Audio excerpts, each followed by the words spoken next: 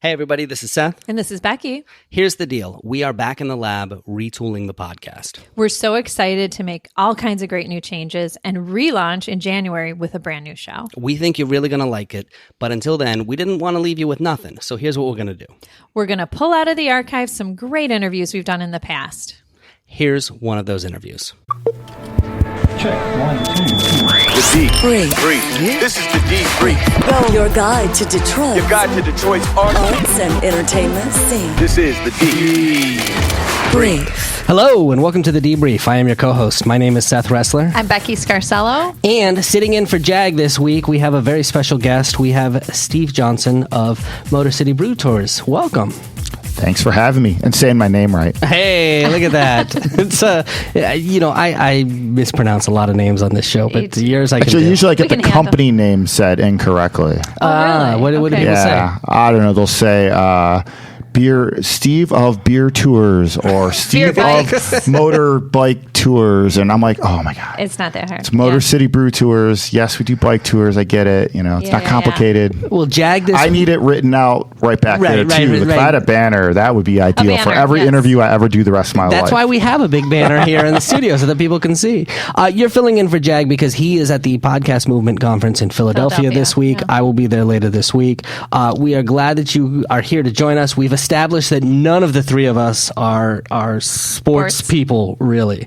However, except for cycling. So I think we have some good... Yeah, we're all bike fans. Just so that we're clear, I'm not a sports guy, but I do have 8 bikes in my garage. So let's be clear about that. Okay? So I'm next to the man right now, so that I just need to say that to have a little cool factor thrown in here. Because you run the bike and beer tours, the bike and brew tours. See, I knew I had to mispronounce something. I screwed it up.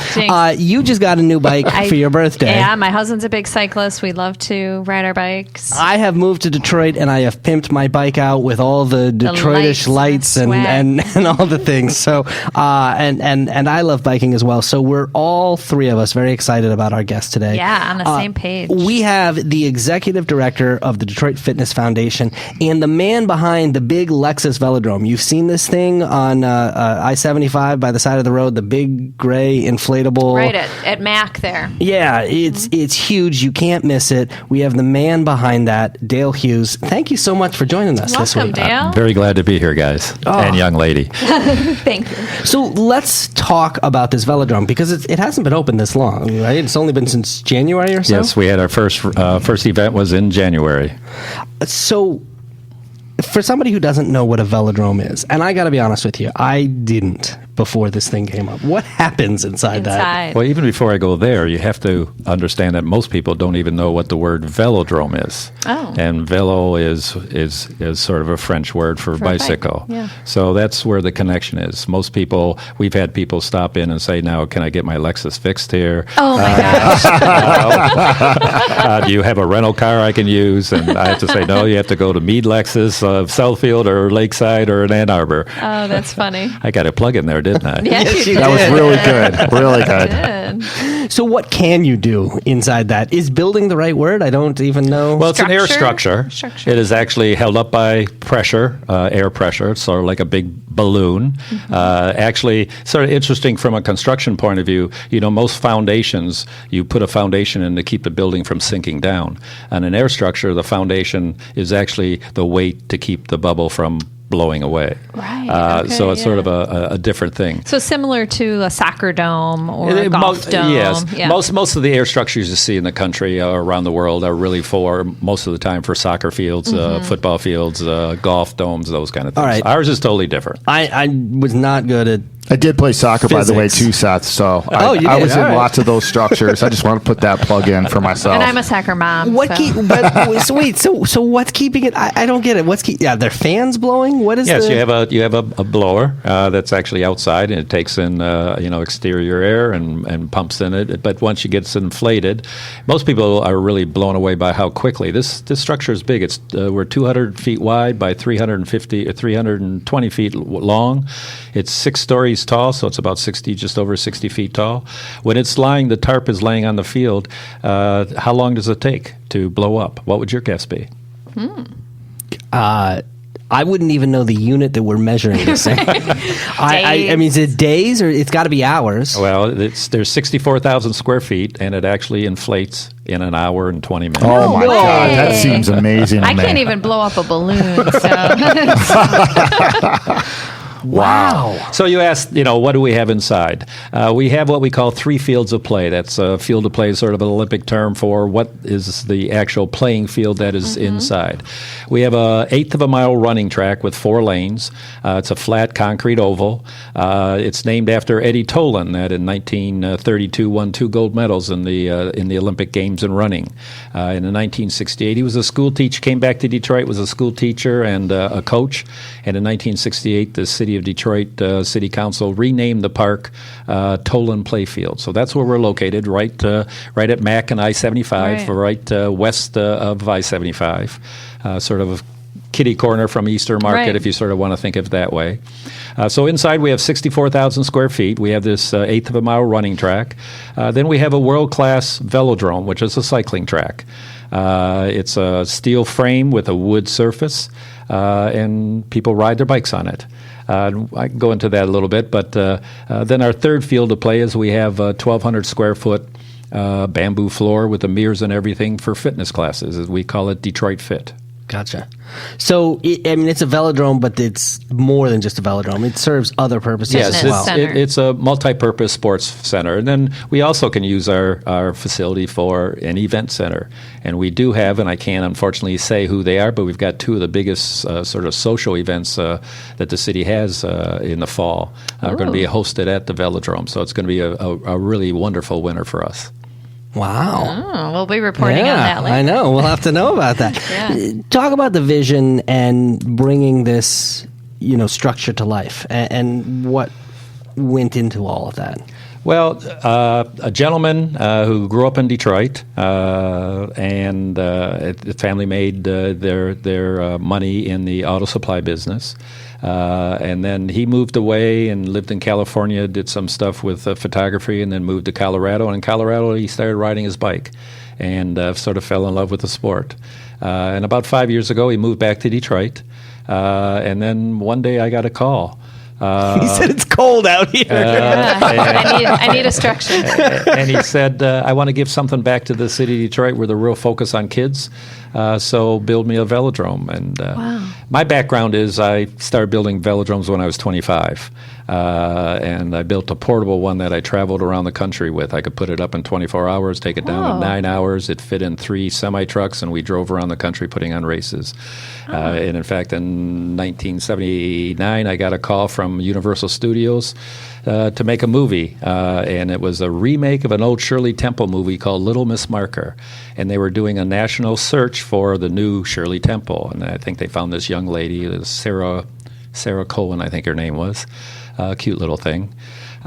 Great cast: Walter Matthau, Julie Andrews, Tony Curtis, Bob Newhart. So we took the track out there, and I took about 25 bike riders with me, and we shot the movie and thought it was going to be the greatest thing since sliced cheese and sliced bread, and we thought that was going to really make us, famous. Unfortunately, we were about a 1-minute scene in it, and the movie just didn't do very well. So that was it. And then came back to Detroit, and we had it stored in a place and trucked these. And this is sort of an unusual thing that I don't like to lay claim to this, but I'm the only person in the world that's ever had a velodrome stolen. Wait! Someone stole your velodrome. How does that happen? It was stored in 3 trailers, and we owned our own tractor, and that's what we used to drive out to California with. And we came back here to Detroit. We had it stored in a warehouse or yard over on the south side of Detroit. And trucked these, hot-wired our tractor, and drove off with the track. Where do you put a stolen velodrome? How do you move Well, we that? got the police to give us a helicopter ride looking for it. They said the area that we had stolen was a very high theft rate for tractor trailers. And I'm sure they were hoping to roll up those back doors and a bunch of, TVs were going to be in it. Right. When they rolled it up and just saw a whole lot of 2x4s and 4x4s and plywood. Schwinn was our sponsor back then, and we had Schwinn win painted on the track, so I kept looking around on boarded up houses that said "shh" or "win" or something. Right. We had rumors from people telling us that it was in up north, it was in Colorado. We never found it. Oh, wow. So How exactly does a person fall into building velodromes? I mean, that seems like an odd career. Are you a cyclist or? no, I grew up and was raised in Highland Park. My parents then moved out to Rochester, which was pretty much farm community back then. This is the early 60s. And went to Rochester High School, Oakland University, worked in construction, didn't know what I wanted to do. My sister was going to school over in Germany to learn the German language as a German language teacher.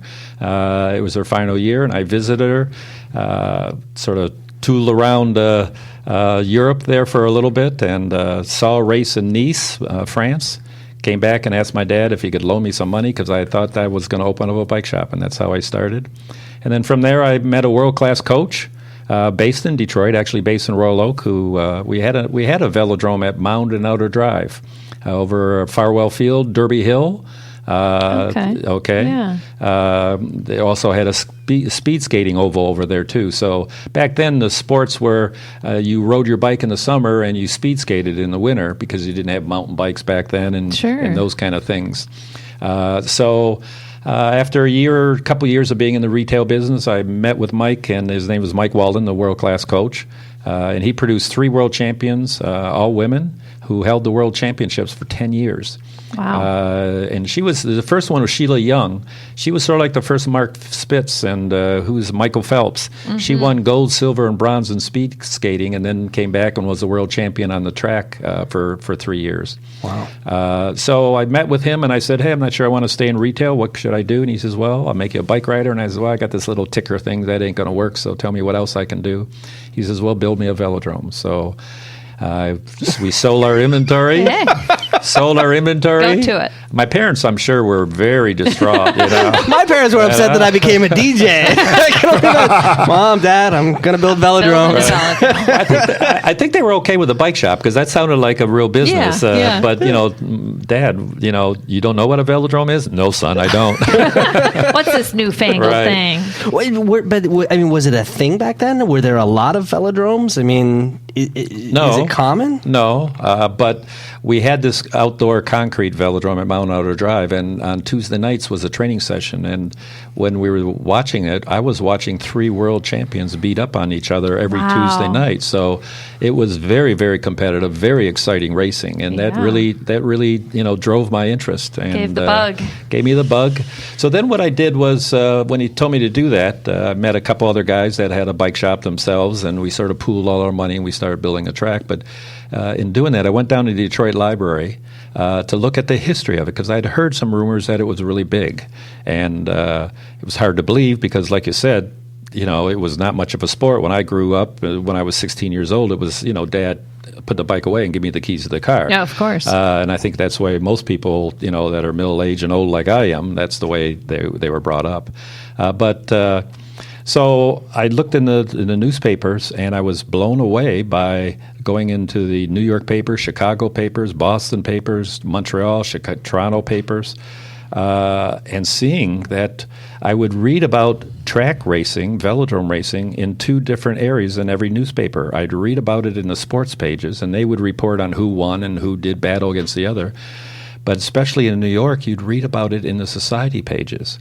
Because the races they would have in Madison Square Gardens would be 6 days, go 24 hours. So all the people on Broadway, after they were wired from their shows at midnight and done, they didn't want to go to bed right away. Oh, wow. So the infield of these places, of the velodrome, was really a huge party. They'd be drinking. Al Capone was there in Chicago. He'd be throwing out $100 bills to the next 2 riders who would sprint and who would ever win.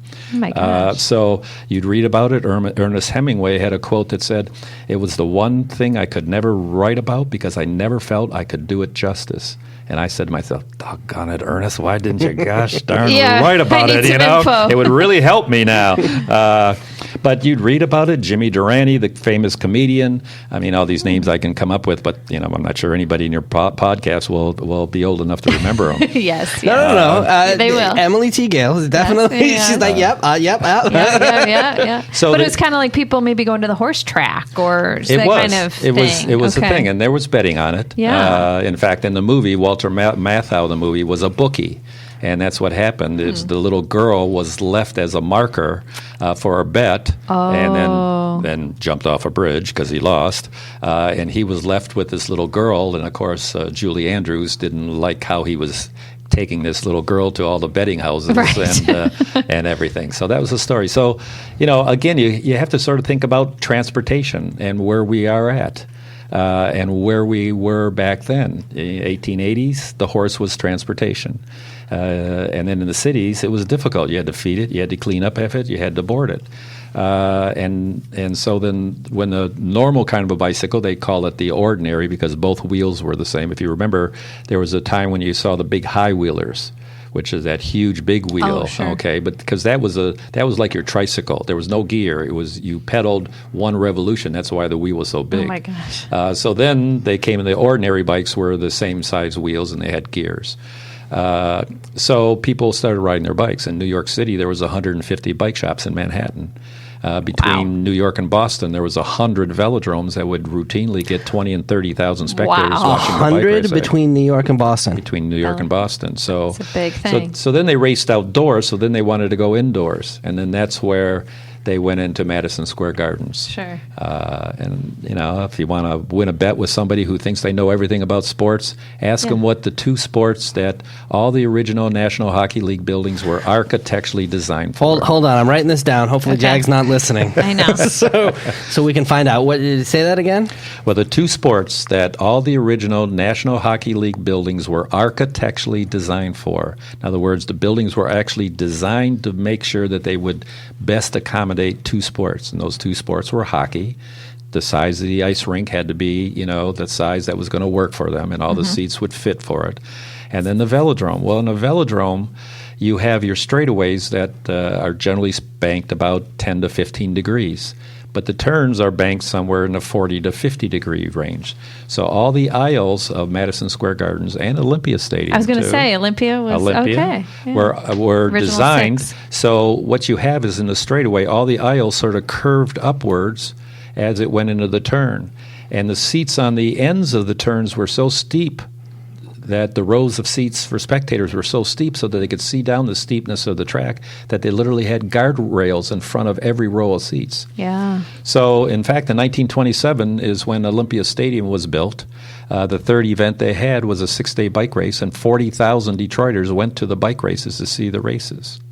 So Wow, there's got to be some photos of that. Oh, somewhere yes. that you- We've got a yeah. big mural We of need to showing find- showing an actual blow-up Okay. of Olympia Stadium with an actual ticket. Nice. So you can see. So then what happened is by the time it was a very, like I said, the 6-day races is what they call them, and they'd race for 6 days.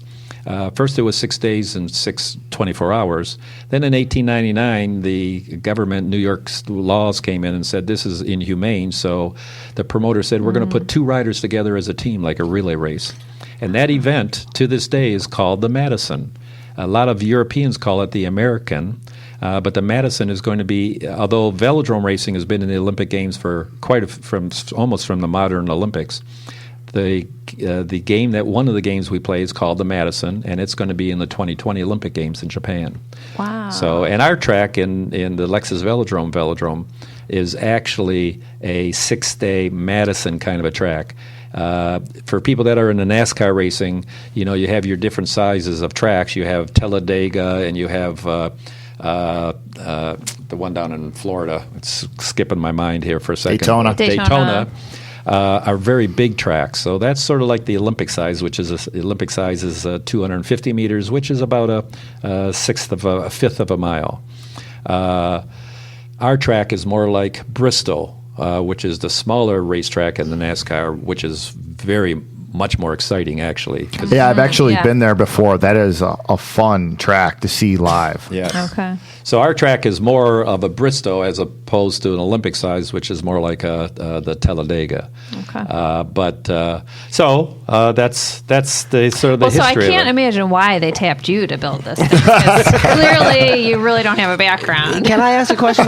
Because you mentioned the Olympics, and this was a rumor that I heard. Actually, I first heard it from Bailey Sisoyesgro of Detroit History Tours, who said that she thought one of the reasons that they were putting a velodrome here was because the city was preparing to make a bid for the Olympics. Could that happen with this velodrome? Is this? No, it wouldn't. We wouldn't be able to use this velodrome for the Olympic Games. It would have to be a larger size velodrome. Okay. It'd have to be 250. Detroit has actually put together packages for the Olympic Games a few times. Yes. I think that we're still ways off. I agree. And I think there's so much cost now to the whole city that it used to be has ruined something. some cities. It used to be something that would really, like it did in L.A. It made a major difference in L.A. Really revitalized L.A. But now you're getting cities that are having to spend so much money in infrastructure and everything. Yeah. But Detroit actually has a lot of those infrastructure things. Like we have a lot of stadiums. We've got, because we've got all the pro sports. But I don't think we'll see Olympics in my lifetime. So talk about what is happening there. Talk about the summer programs, and then let's also talk about some of the fall programs that are coming up.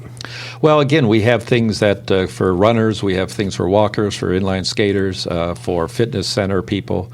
But the cycling aspect is obviously my passion. Sure. So right now we're focusing in our whole summer youth cycling camps. We're having to expand it. We had 8 weeks of them. We have 8 weeks, so we're about halfway through the 8 weeks, but the demand, and we have a waiting list now. So we're adding a ninth week to it. We have kids that are 3 to 6 year olds. We're teaching 3 to 6 year olds how to ride a bike. Wow. How great is that? That is awesome. And now you use balance bikes. You don't use training wheels anymore because What's a balance bike? balance bike looks like a little bike, but it doesn't have any Those pedals. are pedals. Oh, I've seen pedal. these. Yeah. yeah, just- I'm sure you've seen them. Yeah. Because the key is we think about you got to learn how to pedal, but you really don't have to learn how to pedal. What you have to No. learn how to do is how to balance on the bike. Exactly. So we have 3 to 6 year olds that are learning how to ride a bike. That's awesome. And it's pretty rewarding when you see some little kid all of a sudden see a big smile that they're being hauling down the road there, going at a pretty clip without having to do too much Yeah, effort. I remember when my younger son learned to ride a bike, and we're out on the street in the front of our house, and he was so happy, but it was such an emotional thing that he ran in the house and just broke down in tears. Like, oh, I finally did it. Well, I think the hardest, the nicest thing about the balance bikes is the kids can sort of learn on their own. I had 3 boys. You have and to hold them. When you have to put your hand in that saddle and run It's after a them, let me backbreaker. tell you, that's hard. It is. it's fatiguing, and Yes. you come out exhausted. So I would happily send my kids. So for 3 to 6 year olds, we're teaching them how to ride a bike. And generally, some of those already know how. But then we have a 6 to 11 year olds. On the velodrome, you have what we call the apron. It's called the safety zone technically, but it's sort of like the entrance ramp to get onto the cycling track itself, the steep part. So that's banked at a nice constant 15 degrees. So we teach 6 to 11 year olds how to ride a fixed gear bike. Now, we haven't talked about that. The bikes that you ride on a track are different than you would ride on the road. It looks like a road bike with the skinny tires and the drop funny handlebars, but it has no brakes. And it only has a single gear in the back, not like 10 or 20, just a single gear. But the most important thing is that if the wheel is moving, the pedals are moving, so it's a direct drive. So there's 3 things you can do with your feet. You can push on the pedals, easy, medium, or hard. You can't coast, okay? It would just stop. Yeah. The pedals always go around. But what you can do is what we call floating, where you totally relax your legs and just let the pedals take your feet around.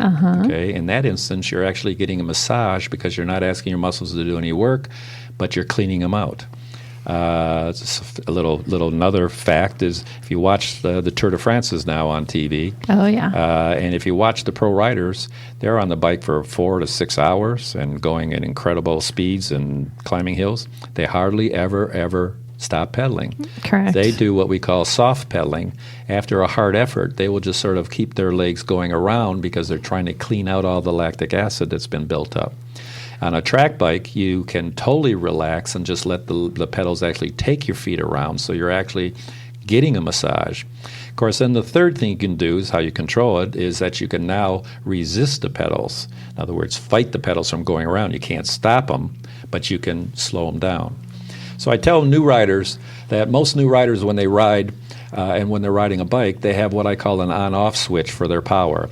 Their power is either powering hard or they're coasting, or they're powering hard and they're coasting.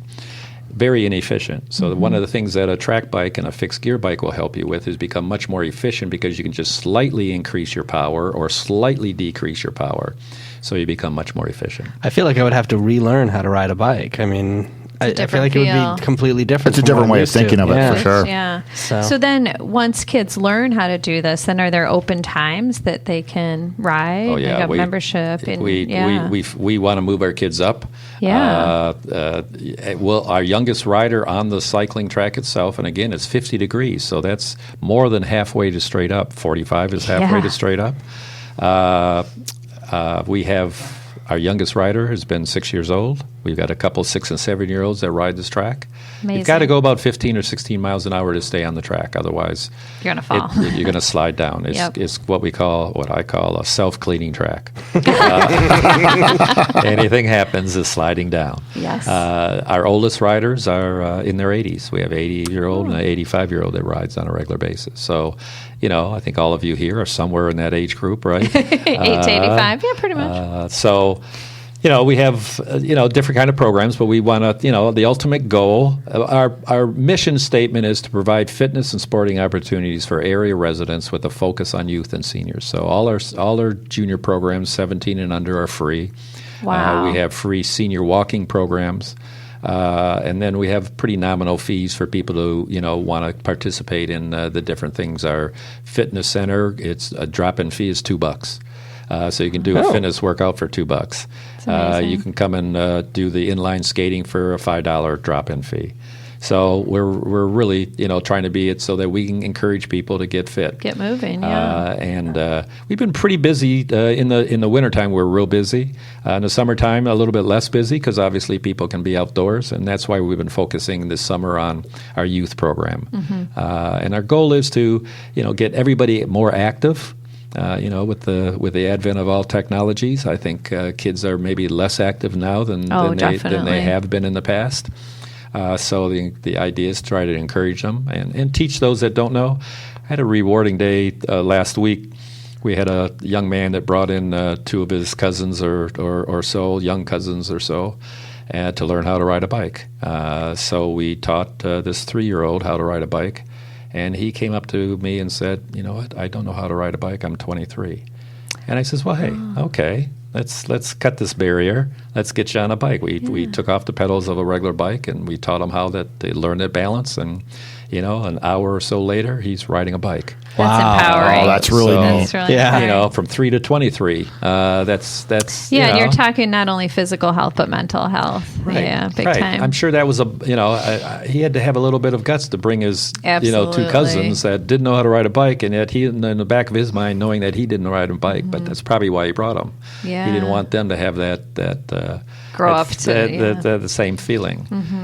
So our part of our goal is to get kids to get better, to get fitter, to learn how to start racing. Then they're going to start racing against our local riders. Then I'm going to bring riders in from around the country that they can compete against. This winter we'll be bringing in riders from around the world to compete with. So the idea is to keep their new riders, another challenge. And the bikes are just there for we have use. we have about 60 adult bikes and about 20 kids bikes. They're ready. Wow. Can you BYOB? We are going after our own liquor license. No. BYO You know what's on my bike, right? I know. You're like, get me out of here. I need a beer. No, can you bring your own bike, or do you use one of the bikes because they're bikes with no brakes and right, special? They're track bikes. If you have your own track bike, then is one of your 8 bikes a track bike? No, I don't have a track bike. Oh, you need a 9th bike. Yeah, if my wife's listening Yes, now, I I'm know. definitely on a bike lockdown right now. Well, So maybe a Christmas gift. yeah, Because it's actually been surprising to me how much biking has come up on this podcast, because it does A seem lot, like yeah. a topic, and not intentionally, but it's a topic that we've returned to a number of times. I mean, even last week we interviewed Aaron Foley, and he was talking about how he's the chief storyteller for the city of Detroit, and he said, "I didn't realize what a big deal bike lanes were until I joined the city government." What is the state of bike culture here in the city of Detroit? Well, you talk about the bike lanes and bike paths and everything. Last year, Detroit was something like 94th in the list of cities of how many miles of bike paths and trails that we had in the city proper. By the time they complete it this summer, we will jump all the way up to number 4. Wow. Whoa. So we will have a lot of bike paths. Now, the part of the reason is you have streets like Jefferson Yes. and Gratiot that are really, multi-lanes that at one time, before the expressways, was the main road. Well, we didn't maybe need, 4 lanes each way going No. down Jefferson. right. They need a road diet. So, Yeah. so It the just caused people idea, to speed. it was a little bit easier for us. You take a place like San Francisco. Well, They don't have room. where are they going to put a bike lane when they can barely, have room for their cars? Right. So, the bike, if you go back, the running craze happened in the late '60s. And then a lot of people blew their knees out. And the 70s is when the bike boom hit, the first bike boom. And Schwinn couldn't build enough bikes. Most of the bike shops would have a container come in and have 300 bikes in a container, and every one of those bikes were already pre-sold. Wow. That was in the mid-70s. So it started to come on the scene a little bit. That was thought of as a sport. Greg LeMond won the Tour de France a few times. That sort of gave us that it was a real sport.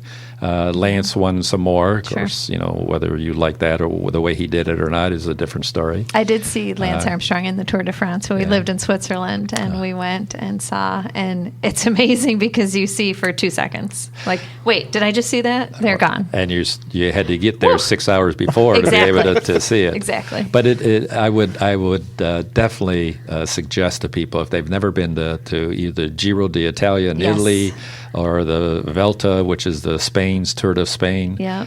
or the Tour de France, to go see one It's because amazing.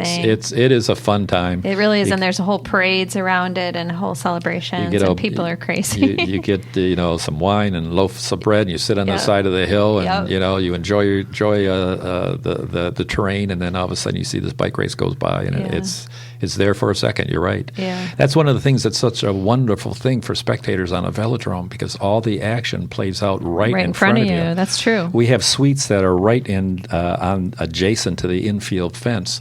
You're literally 10 feet away from 12 to 15 riders doing 35 to 45 miles an hour.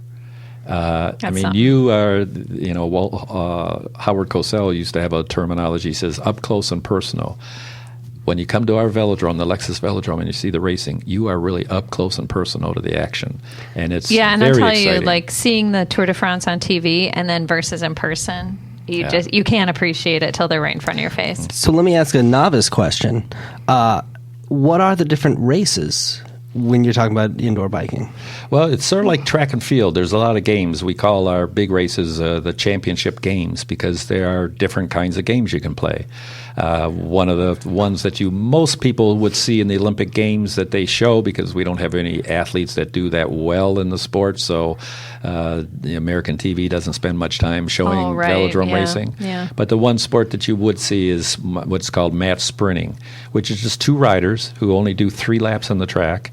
And really the first lap and a half usually is at literally walking pace, because it's all about positioning. Because drafting is super important in cycling and in track racing, just like it is in NASCAR. Sure. When you ride behind somebody, you're doing 30% less effort. So, you see lots of times where you see the husband, who this good, strong guy, and he makes his wife rides in front of him, and I'm saying, man alive, you got it backwards, mister. Yeah. But the problem is the guy gets in front and just hammers off the front. But if he rides at a pace that is 30% more than what she can handle, if she learns how to draft, she can stay on his wheel without any more effort. So how can we get my wife to do that with Yes. us more? Because she leads most of the time when we ride because she gets irritated when I'm going too fast. Oh, no. Yeah, it's a constant problem, and she doesn't like to ride. She's not comfortable riding close enough to draft. Oh, I know I think you're going to run in. She's going to run into you or something. That's how She's she feels, Thinking, but- yeah. Everybody feels that way. Yeah. Yeah, There's no I doubt totally about it. agree. I'd love to have that. Love to take her to like a training class on that. But if I understand this positioning correctly, what you're saying is you want to be in second place for the beginning of the race. Well, again, because of drafting, nobody wants to be in the front for very long Exactly. because they're It's tiring. expending 30% more effort than everybody else behind them. Right. Right. So in a track racing, the guy in front usually doesn't do much more than a half of a lap or even a quarter of a lap. Now, where does he want to be when it comes down to the final lap or so is another story. And obviously, everybody is looking to try to be in the right position for that final lap or two. Right. So it is a very fun thing to watch because there's different games we play. We mentioned match sprinting is one of them. Probably the most the easiest for a new fan to understand and the one that they like the most is called the elimination race. It used to be called the missing out, and in Europe they call it the devil take the hindmost. And literally, we usually start with about 12 to 15 riders. They'll do 3 or 4 laps, 5 laps to sort of get warmed up and sort of get going. Then we'll ring the bell, and next time around, the last person that comes across the line, his rear wheel comes across the line, whoever that is gets eliminated from the race. And so every other lap, you have one less rider on the track. So you can start to see how guys are positioning or women are positioning themselves in the race and where they are trying to be at certain times because every lap the guys in front know they're safe, but the guys in back are all trying to sprint over them. To not be the last. Yeah. Then it comes down to the last 2 riders, and we give them 2 laps to go, and then it's sort of like a match sprint. My most favorite race is called the Madison because it was invented in Madison Square Gardens in 1899. It's a relay race. You might have seen in the last Winter Olympic Games in speed skating, in the short track, they do a version of it. In fact, they took the Madison and modified it for short track speed skating. They'd have 2 skaters. One circles sort of in the infield, going slow, and one's on the outside of the skating lane. He's going fast, or she's going fast, and then the second one skates up in front of him, and the one that's going fast then pushes him. So that's what they do. The Madison sort of works the same thing. It's 2 riders on a team. There'll be 6 to 8 to 12 teams on the track, depending on the event. 1 rider from each team is racing down at the bottom of the track because that's the shortest distance. And each of them have a partner that's riding about the halfway point. And the one at the bottom is doing 30 to 35 miles an hour. And the guy at the top is doing 15 miles an hour. And the guy at the top will drop down. The guy that's going 30 will come up alongside him. They'll grab each other's hands. And the guy who's going 30 miles an hour will sling the guy that's doing 15 so that instantly he's up to 30 miles an hour or 35 miles an hour. Yeah. That's what you got to get your wife to do. Exactly. Yeah. Well, my wife has definitely seen that because we've been out to Bloomer a whole bunch of times. Yes. And she is not interested in doing that. I can wow. guarantee it. Now, I am. It sounds awesome. I've had some friends that have done it before. So, Well, here's what I very advise. cool. Here's what I advise you to do for your wife, and you get a new bike out of it. Oh, I'm all ears. Sign him up. Buy a tandem. Yeah, she's not going to do that either. So No? we have a couple friends that are tandem riders that we ride with in clubs. Rochester Mills Beer Bike Club, right? Oh, yeah. They have a whole bunch of tandem folks in there that we're all friends with. And Well, I can see she probably doesn't want to look at your back end for all that time. Exactly. Yeah. I don't know though. This time of year with the amount of miles I'm putting on, this is about as good as I look. So. Well, if somebody wants to come experience the Velodrome for the first time, I mean, what would you say to somebody who's new to it? And what's the how they approach it? Yeah. Well, I think that we'd invite everybody just to come down and do a tour of their place because when you walk in, you're pretty blown away. Most everybody is, oh my gosh, what is this thing? And then they go down underneath the tunnel and up into the infield, and it unfolds in front of you.